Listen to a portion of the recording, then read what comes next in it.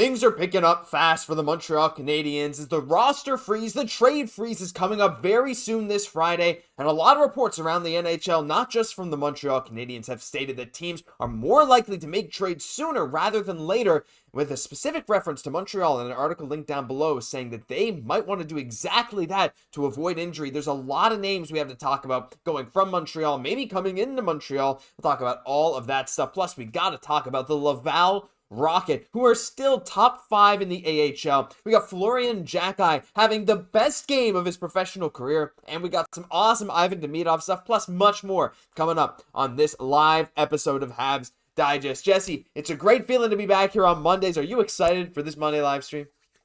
I'm excited. We're getting into the holiday season. We're going to get festive with all of our fans here today. And Josh, there's still lots of things to be excited about. Shout out to Mitchell Stevens, of course, the legend. But Josh, there's lots of things to be excited. For sure, we're kind of coming off those 2 losses, but we got to remember, since Laine was back, before that, we had 3 out of 4 wins. There's lot of positive things to be liking about this team. A lot more of a consistent game about the Jets. So, we're looking forward to breaking all that down, plus, of course, so much more here today. Absolutely. And hey, Montreal took advantage of their home ice while they were home. And if you guys want to find your new home ice, check out Rentals.ca. Guys, Rentals.ca is a proud supporter of our channel, and they're proudly partnered with Team Canada, helping our national team defend their home ice. And they've been helping thousands of Canadians find their new home ice all across the country. Rentals.ca, the best place to find your home here in Canada, whether that's condos, homes, apartments, you name the city, you pick that metropolitan spot in Canada. Rentals.ca has you covered with the absolute best listings. Check out their website, really clean, friendly. They want to make things easy to use, especially with their maps, which are really intuitive, where you can just kind of see different locations of your choice and find amazing listings right there. Absolutely. Thank you so much, as always, to Rentals.ca. Guys, we genuinely use their product. We like Rentals.ca. They've been great to us. And if you guys want to find your new home ice, check them out in the comment right now in the stream, in the description, or in the pinned comment down below if you're watching this after. Thank you so much to Rentals.ca for sponsoring this live stream. Jesse, let's get right into the stuff. And we got first, actually, I'm going to talk about the fans who are in the chat here already. We got a bunch of channel members. We got Joseph Donovan. We got Planco. We got Rocket Richard tier member Mark Orr. We got Hall of Fame member Simone Deschaldins, who will be appearing in a Habs Digest video near you sometime very soon. Great to see all of you in here. Ron Hancock and Raffy, Jesse, renewing their membership. The Snipe Selly tier. Just simply saying, how's it going, boys? Raffy with the Armenian flag. How's it going, Raffy? Good to see you. Jesse, why don't we start off with some fun highlights? I'd love to talk about highlights, and we got to go back to our boy Ivan Demidov. Now, this clip was making the rounds today of this little ankle breaker in this 3x3 tournament in which Ivan Demidov was the MVP. Just wanted to give a little highlight to this again and talk about how good he was wearing the C in this 3x3 tournament. His team Russia took the win with our boy getting that MVP award. It's been great to see Ivan Demidov's progression, Jesse, and even guys like Evgeny Kuznetsov have said they want him to stay, saying we found a good common language with him. I would love him to stay, but we'll see how it works out. Understanding of hockey in general is the same. It's a pleasure to play with him. Of course, that somewhere else he has his youthfulness when he wants to play with the puck a little too much. I understand it, I respect it, and that's the way it should be. Some great words from a legend himself in Kuznetsov, but my gosh, these clips just never get old watching our boy, do they? Exactly. And we're seeing what he's going for in the gym here. Getting faster and stronger is Ivan Demidov's real goals here as well. So we see kind of complementing that with that elite finish.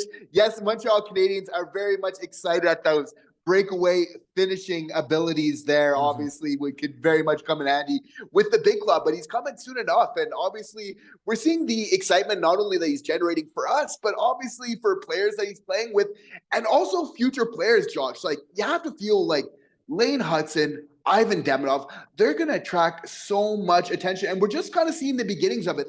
This is just the beginning of this right now, friends, with Kuznetsov saying, because this is just a sign of things to come. More players are going to want to come to play in Montreal because of the game-breaking abilities that an Ivan Demidov, that a Lane Hutson has. Of course, this is the kind of the main thing sometimes to attract those top UFAs is first you have to have that solid foundation. These players want people to make them look good. You don't kind of pad those stats, but of course win. And people are really identifying that in Ivan Demidov, that he's a complete winner and they want to be a part of it. Yeah, talking about his gym routine, like you said, everything he does is meant to go to that next level. Even he himself is like, no, I'm not that happy with my season. Even though his season has not been bad by draft plus one standards for players in Russia. Like, a lot of these guys only end up playing in the MHL or the VHL, let alone the KHL like Demidov is playing in. Everything he's doing is looking great. He's not getting the playing time under Roman Rottenberg. He doesn't even look that comfortable around him, though. Again, I don't want to make assumptions, but you just might see some stuff. But it certainly seems like, Jesse, all signs are pointing to him coming over to Montreal. And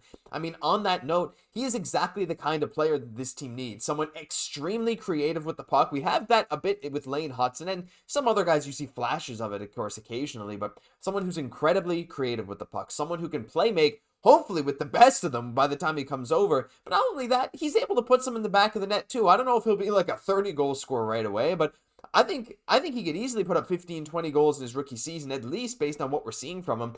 Given some of that scoring depth to Montreal that they desperately need and some depth on that power play, the more I see of him, Jesse, the more I'm like, I feel like I'm daydreaming, looking at what potential lineups next year could look like with him in it. You know, power play one, second line winger, maybe. Like, I don't know, like best third line winger in the league. This is starting to get, I don't know, I'm starting to get like shivers just talking about it. Definitely. And to kind of put the rumors to rest, like just because Kuznetsov is saying that he wants to play with Demidov next year, that he wants him to stay in SKA, it's not going to happen. Of course, he's going to shoot his shot. He's going to want Ivan Demidov. He's helped him quite a bit, you know, actually improve Kuznetsov's play. But at the same time, like Ivan Demidov, like he's refused those contracts. He's kind of gotten less ice time as a result. So it's like he's not about to miss out on all that ice time of something that he loves of playing hockey. Then, you know, just to kind of come back to SK, he knows that that's the price he has to pay, that less ice time, so that he can come to Montreal and play with NHLers in the very near future. So that is the plan for him. Absolutely. Really, really pumped about that. Let us know what you guys think about Ivan Demidov. I see the demigod emojis in the chat there. I'll be sending some a couple as well, because that's one of my favorites there, actually. We'll play the animation one more time, because I just love the music. I can't even hear it, actually, when I'm doing this in OBS, but it's really fun to play. Like, we can't hear it, but I'm sure you guys can. Really, really good. Let's take a look at some chats. We got Rafi saying, Demidov's so smooth. He absolutely is. We see the emojis flying in. And we got Mark Orr already talking about Florian, so we'll get into Florian in a second, and then I'll return to that one, Mark, because, yeah, he's been very impressive. Rafi says, Kuzi to the Habs would be funny. I think at this point his NHL days are over, but that would be interesting. Yeah, I mean, some veteran presence, a guy that likes Demidov. Yeah, I guess never say never, but I don't know. That's an interesting idea for sure. Derek Rendell, channel member, saying, watched a few Laval games lately, and I'm becoming a big fan of Jared Davidson. I will not be shocked to see him in a Habs uniform sooner than later. Oh, we got a couple guys we got to talk about. We also got Alex Rocket Richard here. Demidov will transform this team. One more time. Of course, one more time. I love this one. Oh my gosh. And Jesse, guess what? We got a super chat from Ivan Demidov. Ivan Demidov, the second straight live stream, sending that super chat in, just simply saying B. Well, guys, if you want to support us, support our boy Ivan Demidov, and support this super chat for $10, thank you so much. Just spam B in the chat. Let's get some B's here. Let's follow the lead of Ivan Demidov in the chat. Definitely the real Ivan Demidov under a pseudonym. That's a great hot start to the stream. Quickly before we move on to Laval, though, Jesse, on what level do you think Demidov will transform this team from the second he lands in North America? Like, do you think this is going to be one of those day one things? I know we should be patient, but just watching how creative he is in a pro league already, I'm starting to get a little optimistic that within his first month in the NHL, our team could genuinely look drastically different.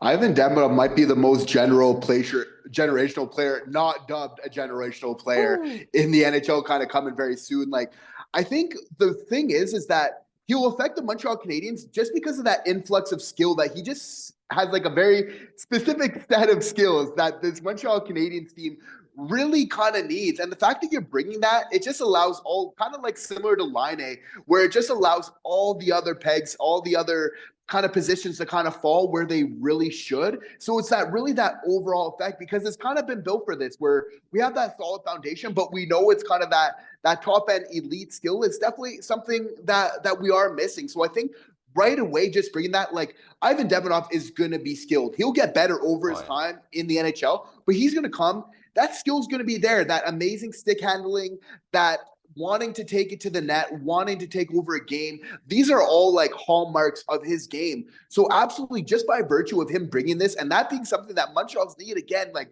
we've been without a 50-goal kind of type scorer, even a point per game player. Obviously, Nick Suzuki will most likely eclipse that this season, but like we've been missing that just by virtue of bringing that in. Like the Montreal Canadiens as an organization have been doing things really good for a long time, but they've been missing for quite a long time as well, that player taking it over the top. So I see that as being a good combination of having like strong foundation. We got good players on this, but obviously that needs to be kind of balanced out by a super elite type of player in Demidov, just the way that it kind of changes how your opposition, your lineups, your matchups, everything else like that. Josh, I absolutely see a trickle-down effect, which of course is going to do nothing but compound over the time he's here, but that's going to start right away. It absolutely is. We go through the chat, Blanco saying Demidov will have the same effect as Laine, then said, well, Jesse said that. And then a lot of people like completely agree. Alex saying we'll go so deep next year with Xhekaj coming too. I think he might come at the end of next year. I think he'll probably go back to college for a year and then do what like Caufield did, what Jordan Harris did, what all these college guys do, play a few games at the end, Lane Hudson, right? So that's what I'm thinking, but you never know. You probably see Xhekaj in a Habs jersey next year. Derek saying, when you see what Kucherov, Kaprizov, Michkov are doing in this league, you know Demidov will enter an impact right away. I agree, and I am Max Power says, hopefully Demidov is too good to play wing and additions at center. Hey, here we go. All right. Jesse, there's a lot of great talk about Demidov, but I want to move on to the Laval Rocket because this was something crazy here right now. This is from Nicolas Cloutier, but I'll show the total Laval Rocket team stats in a second. But Florian Xhekaj had 3 goals and 2 assists for the Laval Rocket this weekend. 3 goals scored in the kitchen and 2 assists collected on beautiful offensive plays. No vulgar relays. I don't know if that's, I guess no vulgar relays along the boards. It's a weird translation. It is what it is, right? Pas de vulgaire relais le long de la ronde. Anyway, it is what it is. Like basically no weird assists where he just tosses along the boards and picks one up. They were real assists. His potential has always intrigued me. It might take him 2 years in the AHL, but I still wouldn't be surprised if he ends up settling in Montreal, which is a bit of a surprising take, maybe not, because right now he's been a pretty significant part of this Laval Rocket team that is 4th in the entire AHL with a record of 16-8-1. They're tied with the Grand Rapids Griffins. And if you look at the leading scorers, let me actually change this view here. You can see Florian Xhekaj. He had 3 goals, 2 assists in one game this weekend, Jesse. He had 3 goals, 2 assists in 25 games before that. Exactly doubled his goals, assists, and point totals in one game. But it's not just him. Like, yes, he looked great on the power play. As Mark Orr said in his comment earlier, I saw Florian play in that game's highlights. On the power play reminded me of, even though we hate him, Chris Kreider. Hard to move from the front of the net and cleaning up rebounds. That's a big thing of what Florian has to do. And the big thing with him, too, just like his brother, is buying into the role that they're given and excelling at that role. And right now, like, we saw him have some pretty crazy games and even seasons with Brantford. We're seeing him now with Laval, starting to pick things up. He had a hot start to the season, went cold for a while, and comes out with a 5-point banger. Do you actually ever see him playing for Montreal, Jesse? I don't want to get my hopes up because there's a lot of bottom 6 prospects in the system right now. We're going to add more every single draft, but a big physical guy like this that is turning into maybe a fairly reliable net front presence is always hard to ignore. Never bet against a Xhekaj. Yeah. And yes, I will think that he will get a chance at the NHL level. It'll be from there whether he kind of makes the most of it. Do we have a physical 4th line loading in a Luke Tuck, in a Florian Xhekaj? Kind of a lot of teams do look for that identity of 4th line of, again, having that more that prototypical checking 4th line there. Couple things in his favor is we know from him that he's a late bloomer, kind of like with Arber as well, where maybe it takes him a little bit longer. Definitely in his overage kind of plus season in the OHL. He came up and had some offensive production there. The AHL has taken him a little bit of time, but he's showing just like how Jared Davidson, it was kind of in his 2nd professional year that he had that big jump up in production. We might be seeing the same thing from Xhekaj. Another big factor, though, for him is when you're scoring goals in front of the net, when you're banging home rebounds, that's a highly translatable skill set to the NHL, given that you have the strength to be able to do that. And it seems like Florian, he's still, fairly decent size, still got obviously a little bit of growing as anybody that age would, but like, he seems like he has the strength where maybe he could kind of battle it out in front, where that maybe could be a place where he could really carve out some goals, Josh. But this is why this is so big for him. It's a player that I low-key really like. I think like a lot of other Montreal Canadiens fans, but like he absolutely needed to have an outing like this. Like you're right to kind of have some reservations about this because without him having like some strong offensive games here, there's no way that Florian's carving out a way. Like he needed to have a game like this. Like, come on, getting a hat trick and then 2 assists to boot, like on top of it, like that is no easy feat at the professional level. He needs to do it to really get his mark. If he can play solid, because we know the physicality, the checking, kind of playing with the edge, all the things that we would like to have on that fourth line, but we need to see that player also be able to kind of score at that AHL level to kind of balance out of where they'd kind of be in the mix in the NHL, obviously. So this is absolutely huge for him in his development kind of going forward. But for me, just obviously that rule, once again, never bet against the Xhekaj. Never bet against the Xhekaj. I see Joseph Donovan saying, call him up. I mean, maybe not yet, but this is getting, like, it's getting exciting. This is one of the things that's heating up. It's like, because the Laval Rocket system, Jesse, every single day we have something incredibly positive to say about this team, whether it's Owen Beck going on a tear, who now leads the Laval Rocket in scoring ahead of guys like Joshua Waugh and Alex Barré-Boulet, who have both slowed down significantly since this first, I guess, 15-ish games of the season. You got Florian Xhekaj jumping into the top 10 in scoring. You got Adam Engstrom, who I'm starting to feel like is maybe the best defensive prospect on this team. I know we're high on Logan Mailloux, but I've been high on Engstrom for a little while, and right now his game definitely looks a little more translatable. I will say, I think Logan Mailloux has the higher ceiling if he can figure it out. I'm just not convinced Logan Mailloux is ever going to have that. I don't know. It's hard to say. He's so big and so talented. It's hard to say that he'll never have a role in the NHL.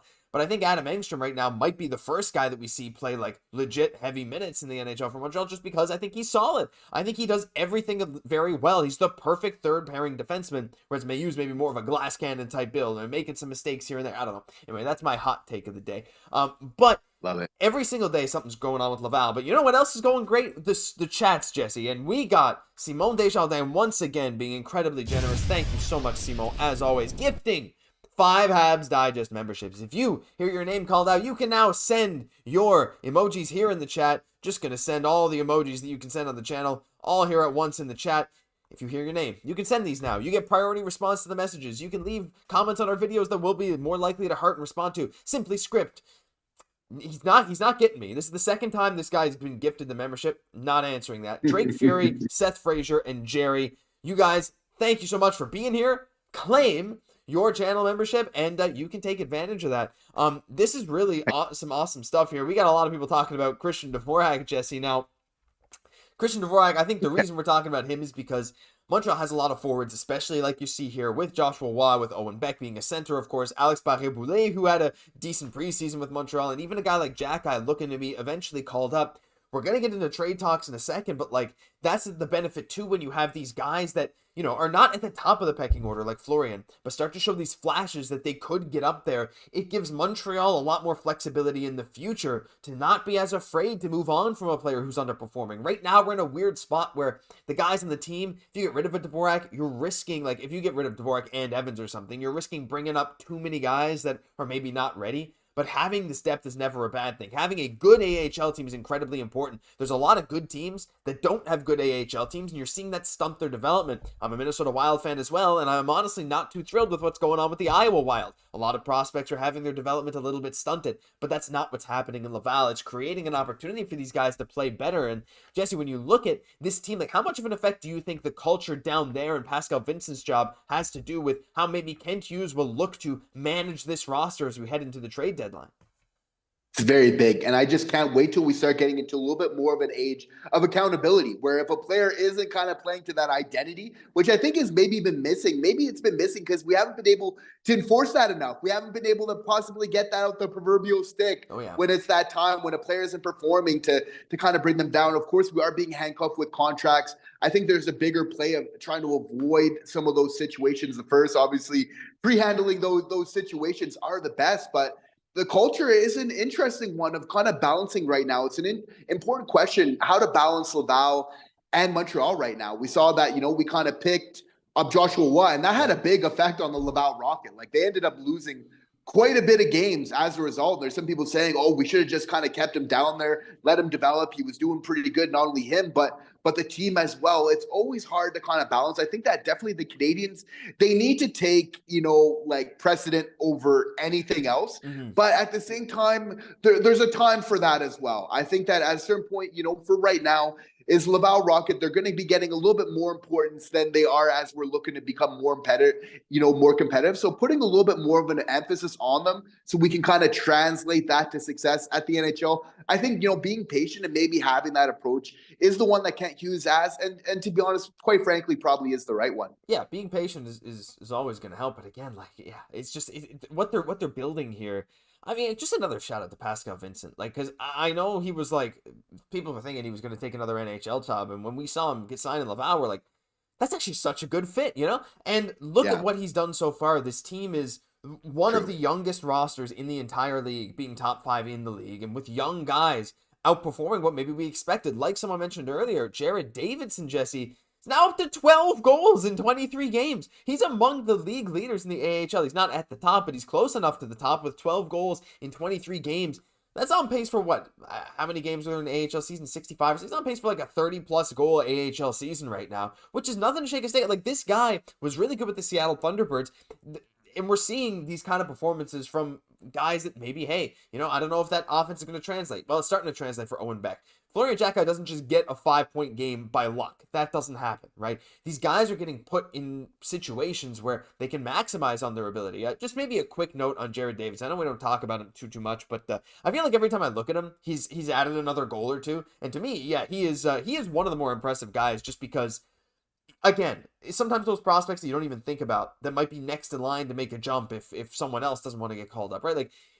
It's good to have pressure on other guys from these guys that you didn't expect to be that, next generation of Montreal Canadiens, to have them come pushing at the door like, hey, Joshua Waugh, hey, guys, I'm leading the team in goals, pick up the slack. Montreal's looking at me too. That's always good. You foster that pressure, that teamwork, but also all these guys knowing that if they want to make that next step, they got to beat out each other. I really like that.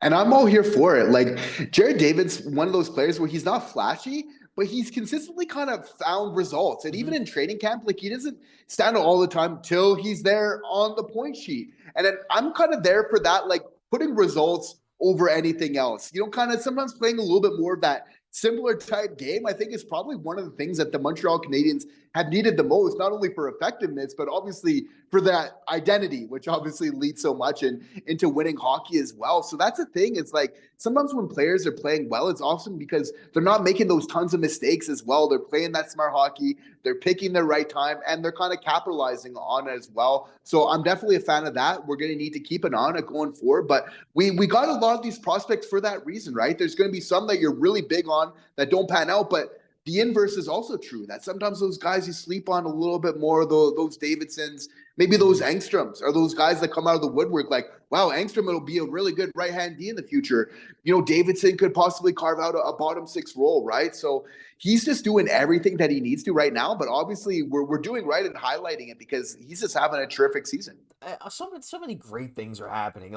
Things that we're not expecting, that we're getting towards Christmas, and it's Laval's getting better. Guys are going on hot point streaks. 5-point game here. Demidov wins MVP, and now we got trade talks too. It's unbelievable. That's why the title is what it is. I'm going to take a look through the chat really quick because I haven't had a look in a while. Mark Orr says, Tuck, Beck, Xhekaj. That might be a very interesting fourth line and hard to play against. I mean, you never know. Luke Tuck is an interesting player. I wonder, if Montreal has a ton of skill in their top 9 in the future, which I think is very reasonable, especially if they get another high draft pick this year. Demidov comes over, Line continues to be amazing. Maybe Dach finds his stride and you make a trade for someone. You can have a top 9 that's all of a sudden chock full of talent, right? For the years to come. Having that kind of grinder fourth line with a guy who can be defensive and win faceoffs like Owen Beck is going to be one of the most annoying lines in the league to play against. I don't mind that take. I think that's interesting. Let's see what else we got here. We got talks with so many people just saying get rid of Dvorak. I know there's some hate, but he's not been great. But there were some interesting stats today, Jesse. I don't know if we'll get into it in this, but Dvorak is at the top or top 3 on the team in most advanced metrics when it comes to expected goals for and against. Statistically, when he's been on the ice, the team has been at their best, which I find sometimes stats don't pass the eye test, hey? Like, I guess it's because he's up against lesser competition, but that took me aback when I saw it here. Just one time at Dvorak. Yeah, no, that's it. Like, he's definitely getting those opportunities and everything else like that. I think it's just definitely taking advantage. Like, for me, I've seen him in more dangerous situations from the eye test this year for the Montreal Canadiens, like compared to past ones. Like, Josh and I have kind of joked off camera in the past, like, when's the last time you saw Dvorak looking dangerous in the offensive zone with the puck, right? But like, this season, you can't say, I don't mind kind of eating those words. Like, he has looked dangerous at times. Like, he's been put in dangerous positions. It's just what he does, really. Just some of the finishing. I think that's what's frustrating is going back to the OHL. Like, this guy has skill. It's like you're on the breakaway, like, finish it with pop it on the backhand upstairs, like, we know you got that skill, right? So that's just what we kind of want to see going forward. He gets in those right positions. Just want to see him take advantage of it. Yeah, well, we'll see what he does as the season goes on. Seeming less and less likely that he'll get moved. Davis reminds me of Braden Point. Can you imagine? Francis saying congrats to Demidov MVP. Francis says, hey, happy to be with y'all. Happy that you're here too. We got Nathan saying, hey, Habs fans, Jesse, Josh, great show. Thank you so much. We got people from Saskatchewan. We got people all over. People talking about Dach. We weren't going to get into Dach today, but it is what it is. We got the Canadian dude, Inaz. Whoa, good morning, guys. Good morning. Is that Super Goujon? Is that like a new name? Oh, because it's the same good morning, and they're a channel member. Maybe not. Oh, we'll have to see. Sly Rider in here. Dvorak playing well last couple weeks. Mark saying, oh, I mean, that's true. He's been playing better, except for that break, the multiple break. Mark saying, I've been watching Dvorak in particular, and he's playing well, but like Anderson last season, he cannot buy a goal. Yeah, he's been a bit snake bit. We'll see how it moves on. Jesse and Josh, what about Marc-Edouard Vlasic? Now I have moved Barron and Dvorak. I don't know if Vlasic solves any problems. I think he's still got a couple of years at like a crazy cap hit, and he's just not good. But like Quebec, and he's not like unusable. I don't think. I just think the contract it handcuffed the guys. Waza Premier in here as well. Let's get into the trade talks, Jesse. I'm gonna play an animation that we've had since we started this channel, but I don't think I've ever used. It's the trade machine. I hope this is not too loud. I think it's pretty quiet. We're going to hop into the trade machine here, and we're going to be talking about a bunch of trades because trades might be coming sooner than we expected, Jesse. Of course, we have an article coming out today. Wait, where is it? Here it is. For Montreal Hockey Now, it is linked in the description if you want to go give it a read. It's worth it, I would say. Montreal Canadiens trade targets with the Four Nations tournament effectively pausing the season in a little under 2 months. Sources believe teams will likely emulate the last two trade seasons and get their shopping done earlier than usual.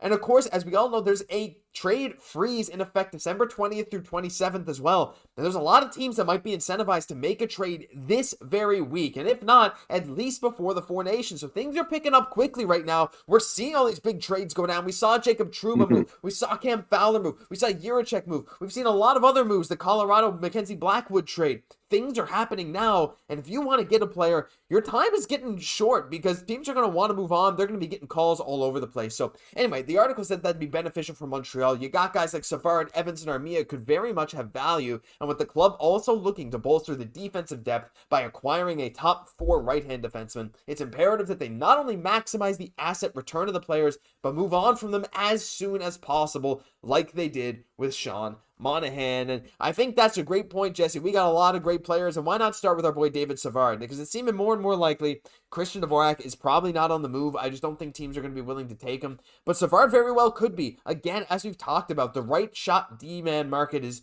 never that big. This year especially, it looks like it might not be that big. David Savard could very well be in high demand. We've heard rumors of it being a first or a second or whatever it could be for David Savard. And honestly, I think teams are probably calling already, and it wouldn't shock me to see him move well before the trade deadline. David Savard will be the first of the players of these impending free agents to be traded by the Montreal Canadiens. I think a couple of reasons for that is just, having that high value. He's going to be very sought after in that market there on that right hand.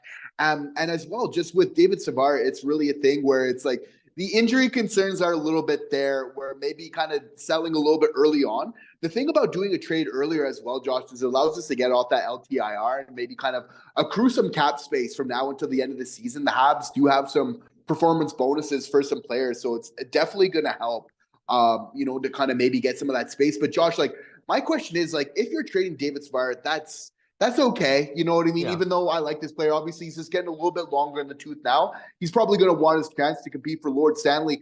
Josh, do you think that the Montreal Canadiens are making a move before, like, are they getting another player to replace David Savard before they trade him, though? Yeah, eh? Before they trade him. Before. What's your thoughts on that? Oh man, that's actually a tough question because like I'm gonna say not necessarily, and here's why. Because I think if they move him, I think they absolutely have another guy in mind, as we've heard lots of rumors about them being linked to top 4 defensemen here and there. As we actually get a super chat here from Simon Desjardins. Simon, again, thank you so much. $2. Simply saying, if Hughes was to move, I'd look at Granlund in San Jose. Now, he's a guy we mentioned before, Jesse. We might return to him a bit later, because that's an interesting one there, Simon. But I don't necessarily think they have to have a guy in place ready to go to replace Savard. I think that would ultimately be the idea. Someone to take his spot in the lineup and play top 4 minutes. That's what Montreal wants to do.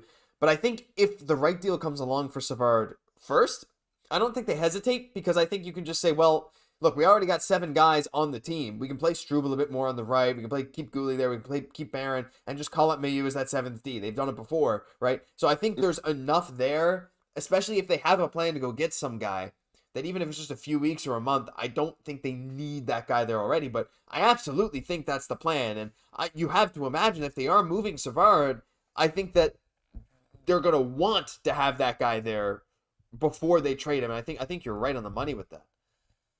Yeah, and it'll depend on where they are in the standings as well. Like, if you're kind of competitive and everything, you're going to want some type of replacement before kind of trading for Savard, because you don't want to slip up, because we see some Savard. It's like that net front presence, playing that defensive type of guy, getting somebody that fits that mold, even if it's over a shorter term sort of place. We know we got Reinbach, or we got Mailloux, which can protect us, good top 4. But I think having a little bit of something, that interim there. But yeah, it'll depend on where we're at, how competitive it is. Obviously, if we're quite a ways out, it kind of lessens the need to kind of have that replacement, because you're a little bit less in that proverbial mix at that point in time.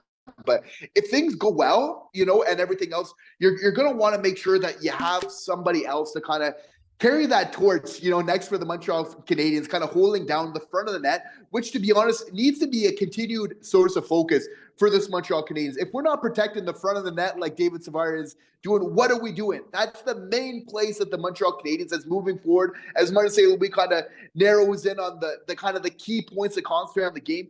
It's really that net front's defense. It seems so logical, right, guys? It's like the most important things, but it seems like Montreal Canadiens are sometimes forgetting that most important place on the ice to really defend here. So I think that's going to be, we're going to move on from Savard, but we're going to need to have kind of that next defender in line to really look after that front of the net. I was hoping I still had highlights of those bad goals against Pittsburgh. Turned out they don't, but still, it's just some stuff there. Even a guy getting right in on Monty. But you're very right, Jesse. That's been a big problem. That's right, a doorstep chance. Thank God Monty was there to save us. But yeah, if you get rid of Savard and you replace him in theory with someone like a Mailloux or Barron, it's like, you're very right. That net front presence is just not getting replaced. It's not there. And that's what's scary, because that is it's probably the most noticeable at the very least, deficiency of this team when you're watching a game. You could easily see the amount of times that Montreal defenders let guys go in front of the net are not as physical as they should be, right? So that's the big thing with his presence. He's also always near the league lead in terms of block shots. He eats a lot of minutes. He has 74 blocks this season. Really bad expected plus minus, but this is not a great team either. But I'd love to have a contingency plan for him, but I think he's going to be the guy that gets the most calls that he might end up going. But I want to go back to Simon Desjardins' point, because look, when we're talking about trade targets, there's always some fun ones. And he mentioned Granlund. Simon, you're a great supporter of the channel. We're actually going to talk a bit about Granlund here, because why not? I think it's fun to talk a little bit about Michael Granlund, because, I guess I'll just cover my face. Here we go. There we go. We'll keep Jesse's face on the screen. So, Michael Granlund this year, Jesse, is a point per game player for San Jose. I mean, I thought he was due for some regression. Now, he's always been a very talented player. Of course, I knew him in Minnesota when I watched him there. He was traded in the Kevin Fiala trade.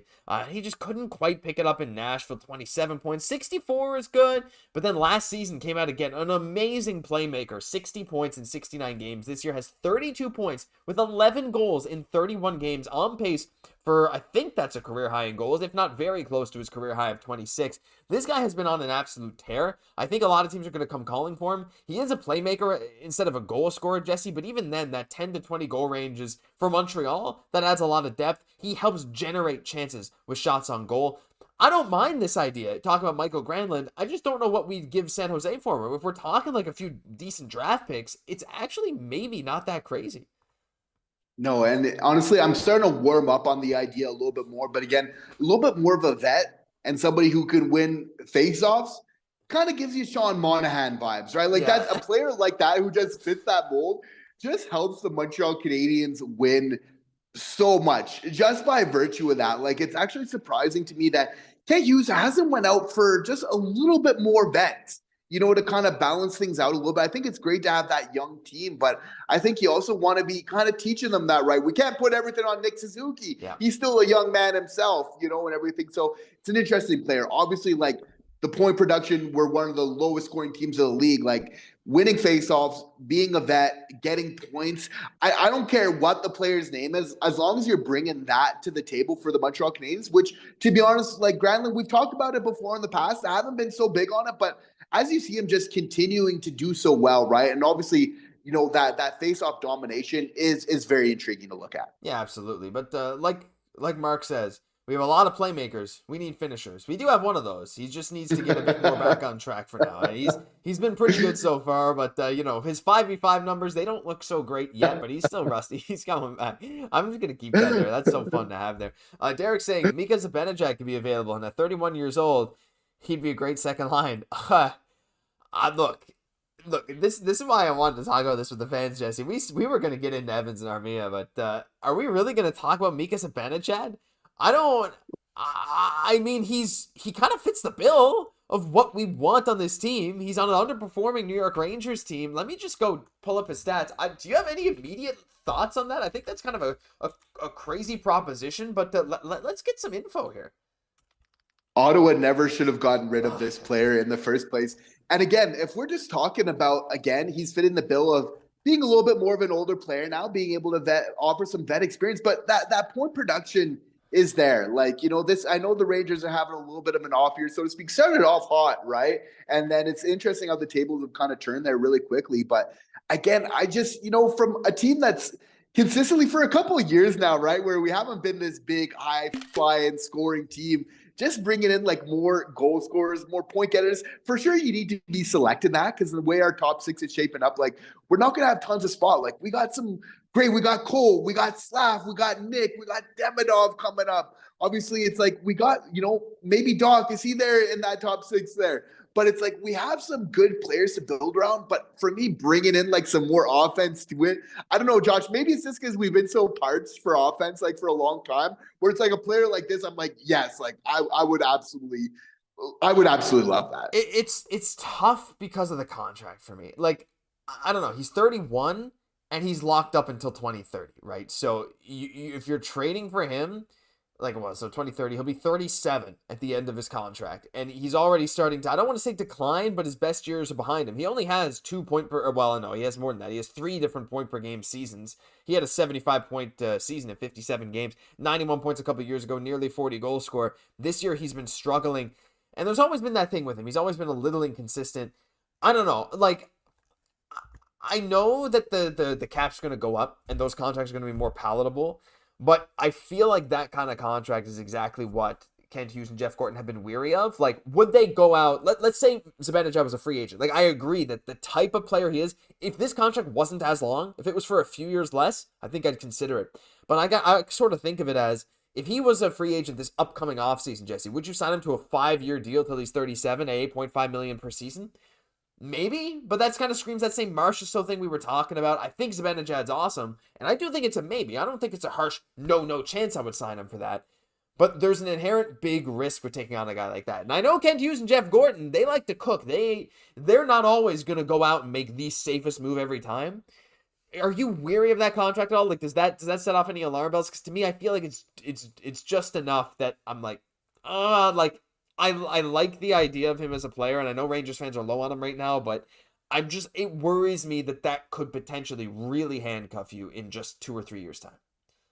It's a solid point, to be honest, Josh. And when you do kind of bring that up, that's why I think Ken would like err on the side of caution. It's like we're just getting off of the Carey Price Yeah. contract. Like this year, we're one of the most highest paid teams in the league. Doesn't that hurt, guys? And finishing near the bottom, just to show you how much like we love Carey Price, but obviously when he's not in the lineup, when he's accruing about 12% of like your total cap space, it's totally handcuffing your team, like in not the best way right now. So like when you do mention it and kind of when you do kind of do a double take, it's absolutely with the term. That's why you're going to be, that's why they're so careful about these contracts. We've just got out of it. The worst thing for the Montreal Canadiens probably to do would be to launch into another long one if you're not 100% sold. And for sure with these longer term deals, you go into it knowing the last couple of years there's going to be decline. You get a certain value within a set period and you kind of live with the rest. You know, you kind of consider it part of the mix. You know, you chalk it up to that. So yeah, it's if we're not coming off that Carey Price kind of deal right now, if we're in a little bit more of a position to kind of compete right away. That being said, when it comes to like highly skilled players, UFAs, you're always going to have to pay for that. At a certain point, like getting those vets who do have a little bit of a proven track record, it's going to be so important, but it's going to be to pick your spot on that because it's true those long-term contracts. That's the one thing actually for the Montreal Canadiens in retrospect to potentially avoid right now. Yeah, there's so many interesting names out there, but I agree. Like, I think it's just too big a risk, too big of a, like, I don't know. I just think there's too many potential problems for the reward you'd get of a guy who's, like, probably going to be a 70 to 90 point player. Like, I don't know, right? Like, is that really going to be worth it? Like, maybe. Like, he's a great player, but you can't help but wonder if you could find better. Now, again, player of his caliber are not always going to appear on the trade market, but it is what it is. As we get a great super chat here from Dan L. Dan simply saying, happy holidays, everyone. Well, Dan, happy holidays to you, dude. Happy holidays to everyone in the chat, no matter what they celebrate. Thank you so much for the incredible holiday cheer and the donation for $10. Leave some love for Dan in the chat right now, guys. Give a W to Dan in the chat. Thank you so much, Dan. Really appreciate it. As Jesse, I'm gonna go back into the chat here, and Dan, if you want to say anything else, we'll answer your question as well. I'm gonna end the poll that I put up at the start of the stream asking if Kent Hughes would make a trade before this Friday. 241 votes. 58% of people said no. So I think it's pretty close, split down the middle, whether they think he's gonna make a move now. How about Zibanejad for Laval? Hey. You know, I don't know if that's going to work.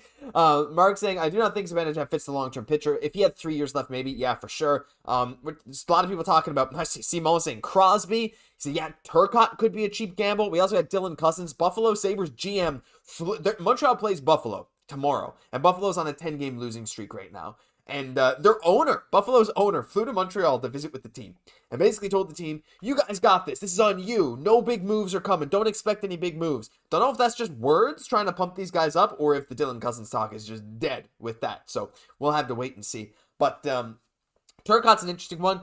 I thought we were going to get to the Habs guys, Jesse, but sometimes the fans dictate stuff and it's very interesting topics. And we're going to bring up Alex Turcotte because I still have this here. We still got Turcotte stuff to talk about. And this is from a Twitter account I saw, PM Perron, who was also talking roughly about this. Canadians should trade Jake Evans while he's hot. I don't necessarily disagree. I love Jake Evans. I think he provides so much value to this team. But again, if he's going to walk in UFA, you'd rather get something for him than lose him for nothing. We'll see. But he won't keep producing a 0.5 point per game. I think Evans actually can, but we'll see. There's probably several clubs interested, and maybe LA. And when you look at Alex Turcotte's numbers, as someone pointed out, he had good chemistry with Caufield and Team USA. University of Wisconsin as well. They played together there, I think, right? Yeah, I'm pretty sure. So they did. Yeah, so that's the thing with Turcotte. Like, I don't know. Like, he got chemistry with Caufield, but, we talked about this a little bit. Dan saying thanks again for the great content. Well, thank you, Dan, so much for supporting our content. It makes this so much easier and more fulfilling to do. So thank you for Dan. Here's the thing with Turcotte. I want to hear the people's opinions in the chat. It could be a gamble, like a cheap gamble. And that's why I would do a move like this, maybe. Like, just like Kent Hughes and Jeff Gorton, they took fairly cheap gambles on guys like Kirby, Dach, and Alex Newhook. Newhook especially. Like, you're getting a guy who's has a ceiling of a top 6 guy right now, putting up solid third line numbers, who has the ability to be a two-way guy, and you give up like 2 second-round picks. You know, those picks are probably never going to turn into what Newhook is. Dach, we'll see what Frank Nazar does. That guy actually looks pretty good for Chicago, but it is what it is. Yeah. Dach still has lots of time to get back. So they're still unproven in terms of these gambles, but when you look at a guy like Turcotte, I don't know if I want to do another one, right? I know, Jesse, your opinion is pretty similar in the sense that it's like, this guy's just not proven. I mean, he's been playing in the AHL each of the last 4 seasons, and it's just like, he's good in the AHL, nothing completely mind-blowing. He could break out and be good. I'm just not sold on it. To me, at this point, collecting the 2019 draft Infinity Stones is just not something we need to keep doing. I don't know. I love the idea of having a guy like him on your team, but I just think I'm on board with you now, maybe more than ever, and just let's just get some real proven talent right now, because I want to see what this team looks like when they have a full roster of guys ready to go. But Bergevin is going to be from the LA Kings. He's going to be trying to gun in to get Jake Evans. He loves that player, right? Oh, That's interesting to kind of mention. It's like Turcotte, just, a little bit more of the reclamation. It hasn't worked out well enough for us for me to be like, okay, if Newhook and Dach both panned out, I'd be like, yeah, let's try this again. You know what I mean? Kind of thing like that. I kind of want to see some ROI on that kind of before kind of moving forward. Evans. Josh, are you paying viewers? Are you guys paying Evans to be a $5 million third, fourth line player here? Because the thing is he's going to ask for kind of a little bit of a jump up. He's super valuable to this team. For sure, he's going to ask for more, but the cap's going to go up. Mm-hmm. The thing that is definitely not in Evans' favor, though, is for me, it's a no-brainer. Otherwise, okay, yeah, he's going to get paid a little bit more, but cap's going up. I know what I'm getting on a team where you're searching for kind of known variables. I'm clinging to a player like Jake Evans. But what kind of muddies the water here is the fact of Kaiden coming up. You got Beck, who's playing phenomenally well. Evans for me is a no-brainer otherwise. Because of that, it kind of throws something else in the mix. What's your thoughts there, Josh? Are you paying the man, or are you looking to kind of cash in? I mean, look, if some team offers him 5, let him go. I don't know if he'll get that much, but a lot of people in chat are saying 3.5. I think that's reasonable. I think he brings, he's one of my favorite players in the league, right? He brings a lot of value that goes beyond the score sheet, as we all know. Even his advanced metrics are not great. His Corsi is actually really not good, but again, he's always out there in big defensive matchups, so that's very much skewed. You're there for him to stop the other team, not to create offense going the other way. Mm-hmm. And while he does have 15 points in 30 games, 5 goals, on pace for a career high 41 points right now, is that sustainable? Maybe. Right? He's one of those guys that's going to be hyper reliable in a bottom 6 role on any team in the entire league. I think the points are mildly inflated because he's got to play up the lineup a little bit with Montreal this season due to injuries or players underperforming. So I don't know. I don't know if I want to sign him for 4 years at $3.5 million. I would love it. I think he'd give you that value. I don't think you'd ever be upset with that contract, but I don't think Montreal is the only team doing that. I think teams are going to go in there and try and beat Montreal just a little bit, and especially if you have a guy like Oliver Kapanen, who now has 8 points in 9 games in the SHL so far this season, ready to go. Owen Beck leading Laval in scoring. All you need is one of those guys to be 75% of Evans in a year or two. That's kind of all you really need, right? Because if you're signing Evans, it's not just for next year's impact. You're signing him for when Montreal is starting to become competitive again. And so if you think, obviously you want Kapanen or Beck to be NHL ready. That, if you're going to move Evans, I think that's going to play a big part in it. But as long as they can turn into 75% of today's Jake Evans in 2 years, I think you're fine with it, right? Because you're going to get them at a quarter of the cap hit. These guys are going to cost $800K. So to me, I love Jake Evans. I think he brings so much value to this team. But if there's any inkling that Montreal might not be willing to pay the market price, as much as I hate to say it, I do think you might just have to let him go. And unfortunately, I love Evans too and everything, but a lot of teams in the NHL have found success by kind of separating emotion from their decision-making abilities. We don't have to look any further than Vegas. I'm not saying we need to go full-on New York Rangers here, but sometimes making decisions based off of basically what you have in the pipeline, cash in versus cash out, kind of things like that.